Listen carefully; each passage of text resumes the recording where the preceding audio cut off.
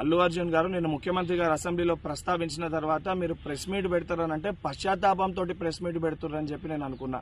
ఎందుకంటే సంధ్యా థియేటర్ సంఘటన జరిగిన తర్వాత ఆ సంఘటన మీ దృష్టికి వచ్చిన తర్వాత కూడా మీరు ఈ రకంగా మూవీ ఎప్పటి వరకు చూసిర్రు, ఎప్పటి వరకే క్లాప్స్ కొట్టిర్రు, వెళ్లేటప్పుడు మీరు అభివాదం తెలుపుకుంటూ వెళ్ళినరా లేదా మీరు ర్యాలీగా వెళ్ళినరా, చాలా క్లియర్ గా ఫుటేజెస్ కనబడుతున్నాయి.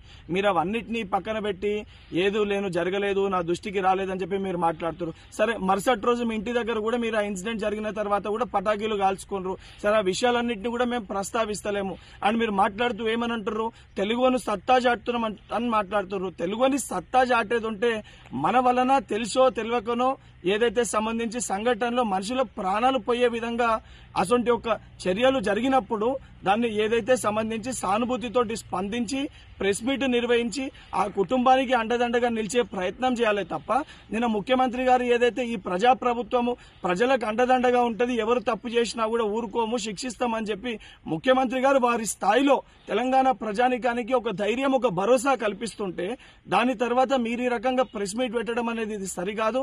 ఇప్పటికన్నా మీరు మాట్లాడిన మాటలపైన మీరు ఆత్మవిమర్శ చేసుకొని మీరు మాట్లాడిన మాటల్ని వెనుకకి తీసుకోవాలని చెప్పి డిమాండ్ చేస్తున్నా.